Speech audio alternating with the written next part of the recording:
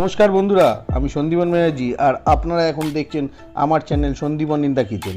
আমার ভিডিও যদি ভালো লাগে তবে দয়া করে নিচে কমেন্ট বক্সে লিখে জানান এবং লাইক করুন ও আপনার আপনজনেদের শেয়ার করে জানান।